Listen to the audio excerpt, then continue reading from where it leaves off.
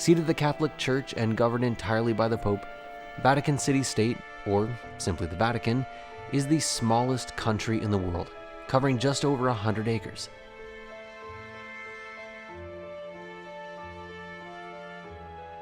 At the heart of the Vatican lies St. Peter's Basilica, sitting just beyond the Egyptian obelisk marker very near to the site of the Apostle Peter's crucifixion.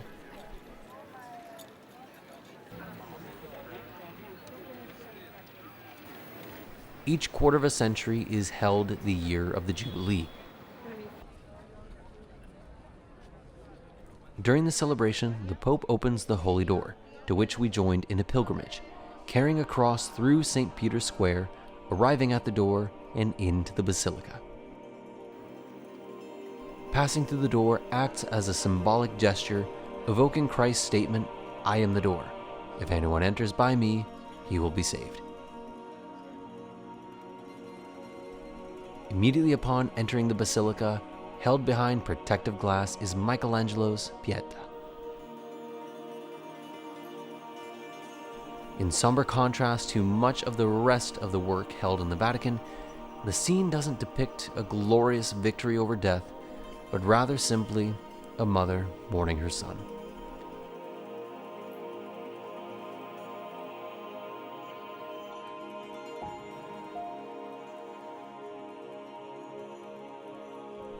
The outer walkways are lined with massive statues of notable Catholic figures and entrances to smaller chapels, leaving the center open for the high altar of confession. Cut from single marble and facing east, this altar, used for speeches and holding Mass, is situated directly above the tomb of the Apostle Peter.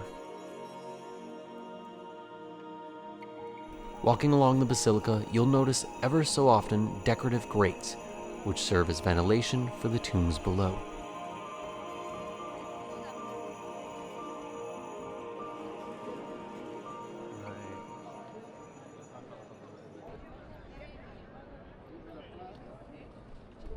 Outside the Basilica, pontifical Swiss guards, dressed in the traditional 16th century uniform, still guard the city. Along the perimeter, moving past the cheap knockoff merchants, is the entrance to the Vatican Museum.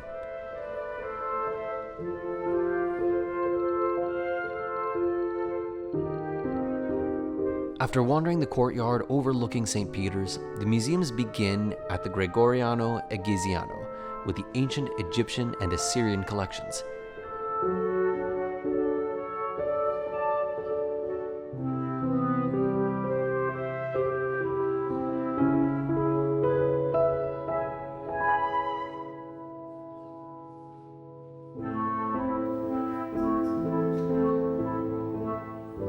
There is a massive body of sculptures, hieroglyphics, and sarcophagi, though the centerpiece is undoubtedly the mummy.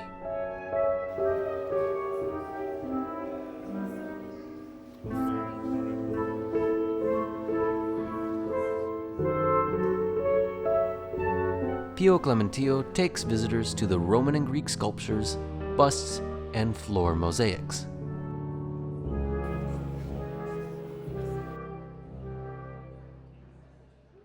Next is the Stanza di Raffaello, a series of rooms, each with a different theme, adorned by Raphael's frescoes.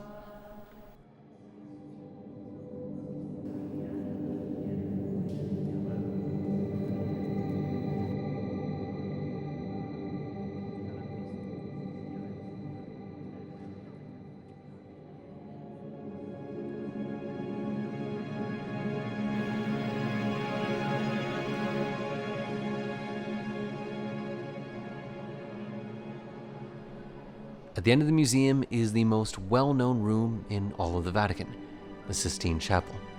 Michelangelo's 16th century fresco covers the ceiling with a multitude of biblical stories, from the most well-known image, the creation of Adam, to the Last Judgment. It is, in my humble opinion, the greatest work of art ever made, and nothing else comes even close. Unfortunately for this video, stock images will have to suffice, as video and photos are strictly prohibited, enforced by guards stationed in the room. And perhaps in this one instance, I completely understand.